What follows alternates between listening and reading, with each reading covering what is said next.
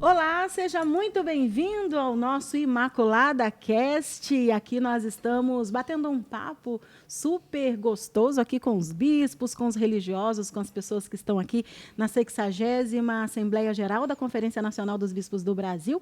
Hoje nós estamos recebendo Dom Orani Tempesta, Cardeal Tempesta, ele que é arcebispo de São Sebastião, no Rio de Janeiro, aquela terra linda. Dom Orani, seja muito bem-vindo. Muito obrigado, uma alegria de estar aqui com vocês, nossa saudação que está nos vendo agora, e que Deus seja bendito e abençoe cada um de vocês.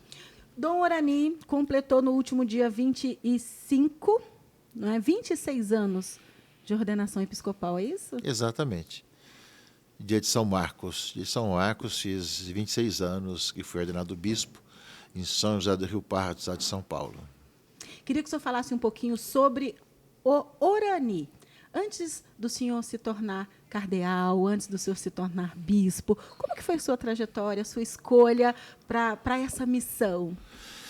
Então, eu queria que você falar um pouquinho da questão da missionariedade, né? Sim. Eu recordo que já no meu tempo de coroinha, enquanto ajudava no altar, aprendia, éramos em latim, tudo na época, nós tínhamos ali os congregados marianos, e nós íamos com eles para as várias comunidades rurais. Iríamos assim, num carro bem antigo, inclusive. Lá instalavam um sistema de som, fazia missão nas várias comunidades. Isso vai despertando justamente essa necessidade de ir onde estão as pessoas, né? Então, a paróquia aqui, onde eu fui mais tarde pároco também, na época que eu fui pároco, tinha 30 comunidades rurais, fora 30 urbanas também. Então, as comunidades rurais sempre foram um trabalho muito bonito de presença, né? E na época não eram tantas assim, mas havia um trabalho missionário. Recordo também que no meu tempo de coroinha, nós recebíamos mensalmente uma revista O Pequeno Missionário, que trazia justamente várias opções, várias ideias assim sobre missão.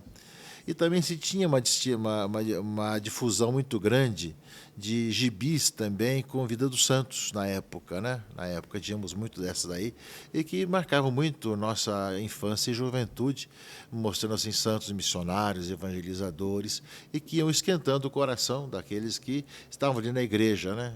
Nós tínhamos tempo, estava na escola normalmente, tinha nossa família, mas graças à nossa participação na igreja, no trabalho missionário e com também uma literatura, na época daquilo que me existia, que ajudava um pouco a conhecer a vida dos santos e ao mesmo tempo também histórias interessantes, vai despertando esse ardor missionário, que realmente depois nunca sai da gente. A gente vai sempre recordar, porque aquelas primeiras impressões, as primeiras histórias permanecem sempre e nos ajuda depois a enfrentar as dificuldades que virão para o futuro, não é?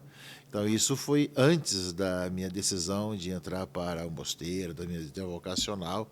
Então, desse tempo que vivi enquanto adolescente e jovem também, todo esse trabalho. E depois, já um pouco mais maduro, mas ainda adolescente, ainda jovem, o trabalho com a catequese. Fui catequista e realmente fui destinado pela coordenação da cidade, né, porque era uma coordenação da cidade, para um local bastante carente, necessitado, né?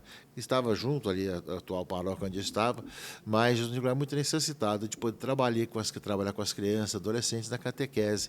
E ali, justamente junto com toda a situação de carência, dá também uma visão de como nós podemos trabalhar junto essas necessidades todas aí. Então, a minha adolescência e juventude, tive esses contatos que me ajudaram muito nessa questão da missionariedade e na preocupação também de ir para mais longe, para a zona rural, como também com os carentes, que isso tudo vai formando, né, toda uma maneira de pensar e de ser e de sentir no coração da pessoa que assim vive. Enquanto o senhor falava do acesso que o senhor tinha à revista Pequeno Missionário, a gibis que trazia vidas de santos, lembrei que a gente tem um pequeno milite na Milícia da Imaculada, como é importante a gente produzir material para criança.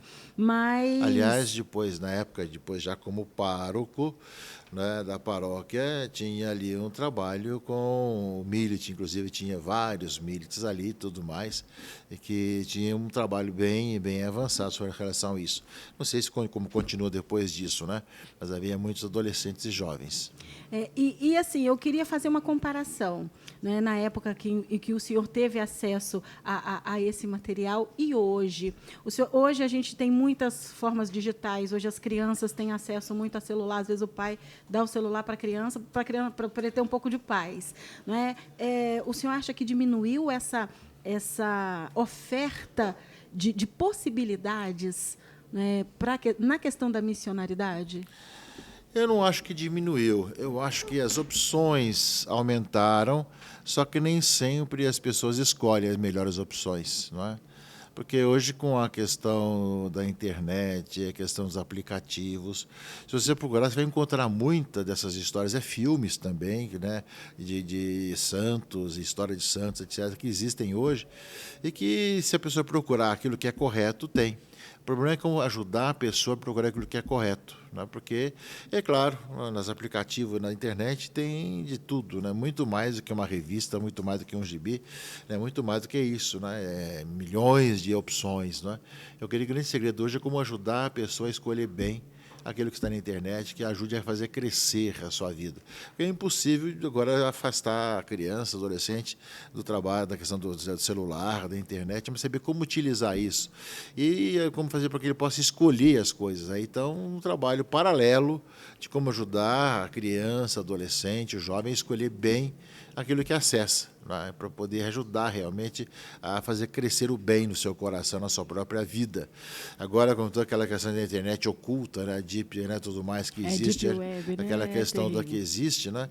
Então, parece que há todo um desejo de fazer aquilo que é ruim, que é negativo. Nós vemos essas violências todas que acontecem na nossa cidade, nos nossos países, nesse mundo todo, que vão buscar, às vezes, na internet exemplos de violência e inspirar em tantas coisas maldosas e más também, né? Então, eu penso que, entre tantas coisas boas que podem existir, acabaram procurando aquilo que é ruim e vão até com certa dificuldade. Nem sei como chega nesse deep web e tudo mais, mas acabam escolhendo aquilo aí, acabam ensinando. Está faltando gente que ensine justamente aquilo que é bom, que pode procurar na internet, que existe, né? Claro que cada época tem a sua maneira de se expressar, né? Mas nem sempre se escolhe o melhor, porque creio que na minha época também, de ter revistas que não eram boas também, devia ter coisas que não eram boas também, mas acabou, pela circunstância, chegando nas minhas mãos aquilo que era bom, né? Só que naquela época não existia essa liberdade de cada um escolher por si. Alguém tinha que trazer para a gente, não é? Mas hoje, com o celular na mão, a gente pode escolher. Como fazer para que escolha o bem?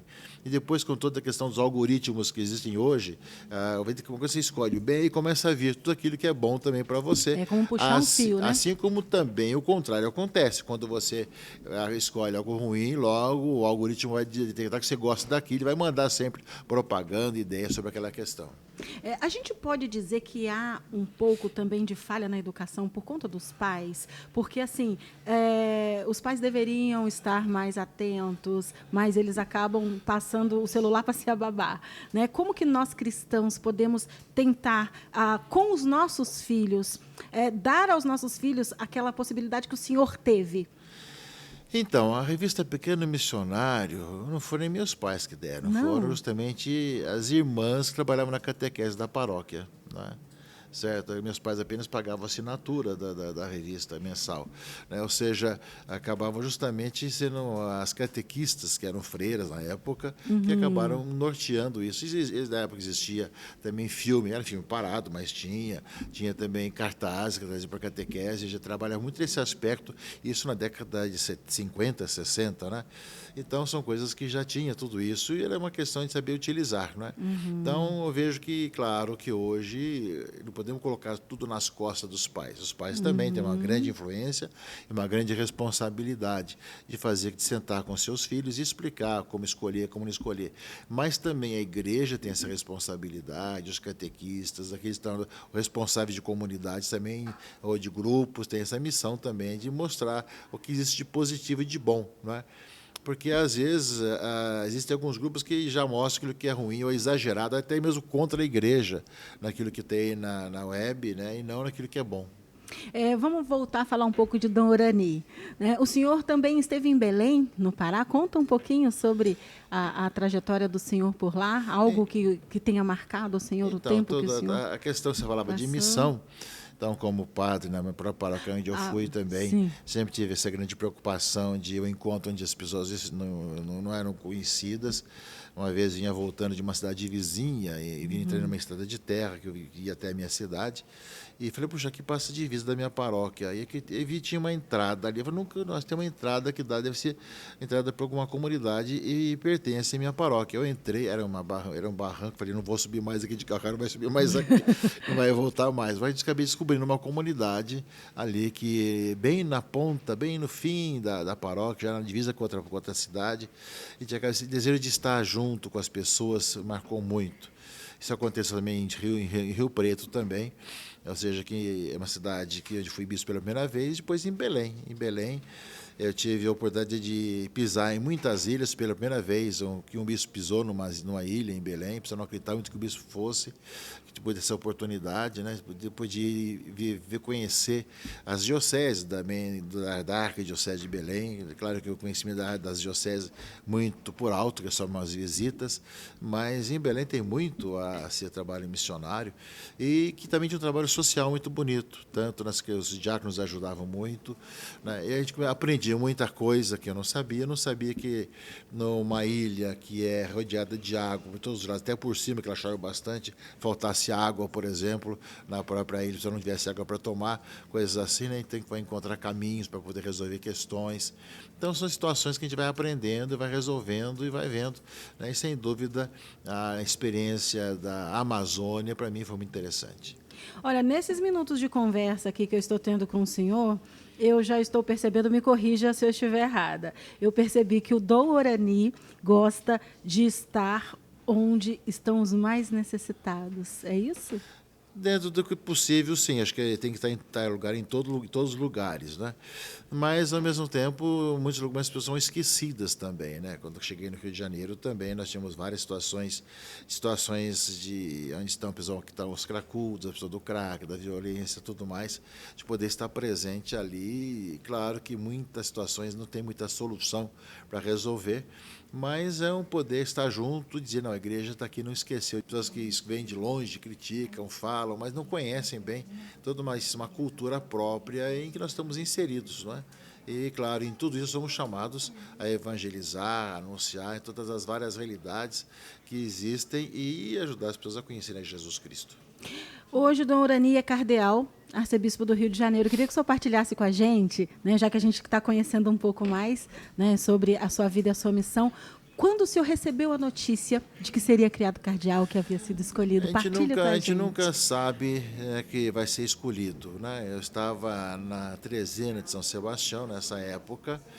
Era um domingo, né? Estava levando em São Sebastião para vários locais, inclusive para várias comunidades, inclusive. E estava sendo de uma missa em rede nacional, ali no centro da cidade, e indo para uma comunidade. E entre a saída da missa e indo para lá, era domingo, era hora devido ao fuso horário. Eu estava escutando justamente o Ângelus do Santo Padre, Papa Francisco, né? E depois que terminou o Ângelus, começou a falar, eu vou avisar agora os novos cardeais, né? E estava dentro do carro indo para outro lugar, assim, quando aí ele falou o meu nome também. Foi? Não recebe uma carta assim avisando, perguntando? Nada. É no susto? Nem carta, nem telefonema, nem telegrama, nem mensagem de WhatsApp, nada. Eu soube pelo Ângelus, quando a hora que ele falou. E se o coração não estiver em dia com o cardiologista? Aí, já viu, já acontece o que vai acontecer. Né? Foi aí que eu fiquei sabendo, e aí todo mundo ficou sabendo também, então já na próxima parada já tinha imprensa esperando, né? Nossa, que legal. E o senhor consegue descrever o misto de emoção que o senhor sentiu? Não tem como, ou seja, são situações que a gente não sabe bem o que fazer diante da situação assim.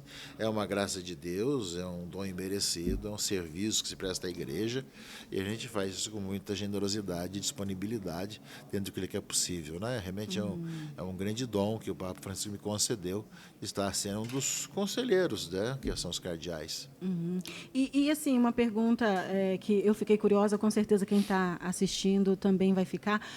Quando o bispo é escolhido, ele tem a possibilidade de dizer, olha, neste momento eu não consigo, eu não posso. Né? Você fala como bispo ou como cardeal? Quando o bispo é escolhido para ser cardeal. Bom, porque existem sempre, no caso de bispo, por exemplo, existe sempre a consulta. Se você for escolhido, se você aceitar, você manda uma sim. carta e tudo mais, né? Tem muitos padres que não aceitam também o episcopado. Como cardeal, também é possível. Já aconteceu de alguém escrever para o Santo Padre, agradeço muito mais devido a tantas circunstâncias, não posso aceitar, mas é muito raro. Muito raro porque é uma nomeação que vem sem que nós sejamos perguntados se queremos ou não, né? É simplesmente nomeado pelo Papa. É uma nomeação que traz em si muito peso, muita responsabilidade, muito olhar, né, das pessoas. Né? O senhor, como arcebispo do Rio de Janeiro, já ocupa um lugar de muita responsabilidade naquele local ali. Quando o senhor é criado cardeal, já vem mais um peso. Mas muda muito. Né? Qual a diferença da vida de um bispo para um cardeal? Os holofotes aumentam os holofotes, qualquer palavra que você fala é uma repercussão muito maior e aumenta essa responsabilidade com relação ao seu trabalho, à sua missão, nas suas opiniões também, né, de tal maneira que as pessoas olham já com lupa qualquer coisa que você faça, né? E pior quando distorcem, né? Isso já faz parte do mundo de hoje, né, de fazer suas narrativas, né? Cada um faz uma narrativa própria, tentando colocar suas ideias e colocar aquilo que pensa dentro da narrativa de alguém, não é? E tenta sempre, quando a pessoa é arcebispo do Rio de Janeiro ou cardeal, muito mais ainda, né? Muito mais ainda, tenta colocá-lo para que possa dar fama àquele que fala, né? Aquele que é contra, aquele que faz sua própria narrativa, porque vai em cima de um cargo, de uma missão de alguém, né? Então, sempre tenta nos colocar em problemas e também em dificuldades. Né? O Rio de Janeiro, ele tem muitas famas, né? Continua lindo, é lindo, tem o Cristo Redentor, tem uma parte turística muito grande e, infelizmente, existe também a parte da violência, né? Essas realidades que o senhor mesmo disse que muita gente não conhece.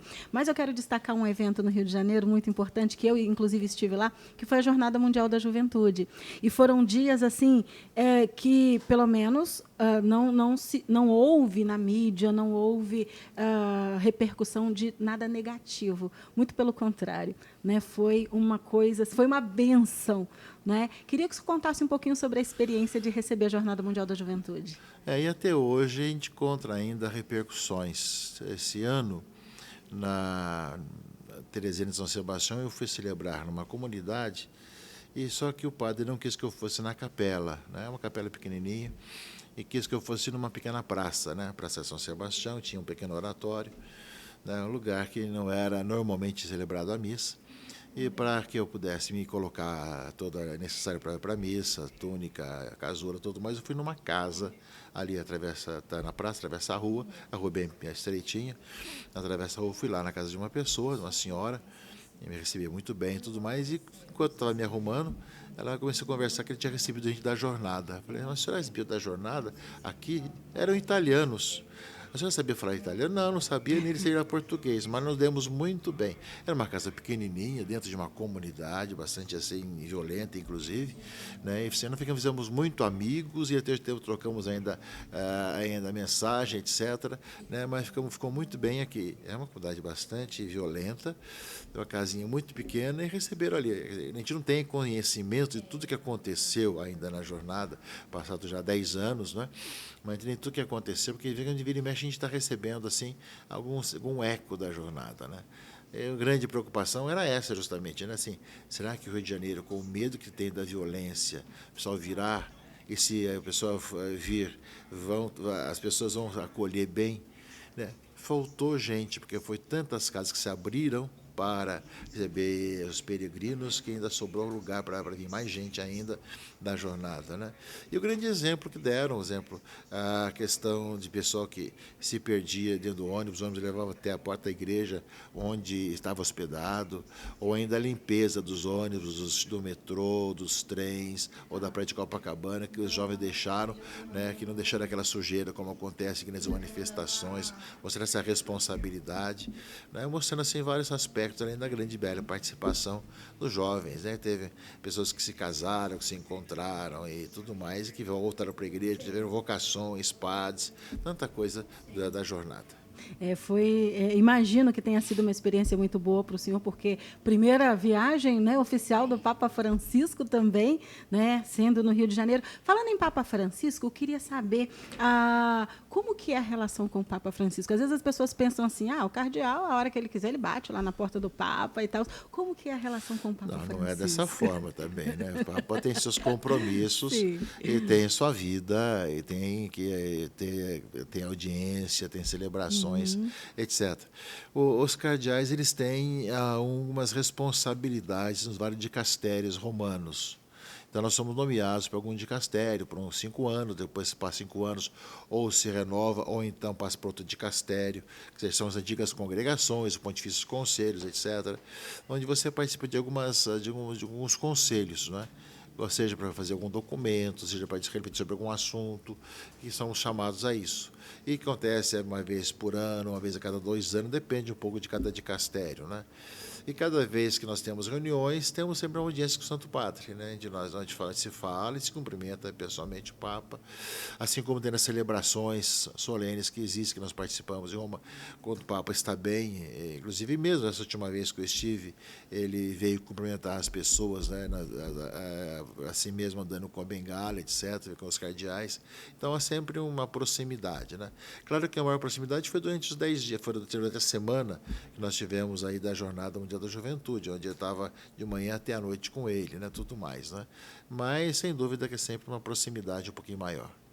Que maravilha. Olha, que bate-papo gostoso com Dom Orani Tempesta. Dom Orani sempre falando sobre questões muito complexas, mas é bom a gente parar também para conhecer o coração do pastor, não é verdade? Né, Dom Orani, quero agradecer imensamente a sua participação aqui com a gente no Imaculada Cast. O Dom Orani, hoje nós felicitamos o Dom Orani pela passagem dos seus 26 anos de ordenação episcopal. Ele falou, mas já passou, mas data importante, tem 8ª. Acho que não tem problema a gente brincar dessa forma. Que Deus abençoe sua vida e sua missão. Muito obrigada. Eu gostaria que o senhor nos desse a bênção. Também obrigado pela conversa, a todos vocês também que tiveram paciência de nos ver e ouvir, né? Que o senhor possa também fazer história na vida de cada um de vocês e a proximidade com o Senhor possa iluminar a sua vida e sua família e abençoar cada vez mais esse nosso mundo, esse nosso país. E a você também, em nome do Pai, e do Filho e do Espírito Santo. Amém. Amém! Um grande abraço para você. Convido para vir fazer parte da nossa família da Rede Imaculada de Comunicação. Venha se inscrever no nosso canal, ativa o sininho, curte e compartilhe. É muito conteúdo bom que chega nas pessoas. Grande abraço para você.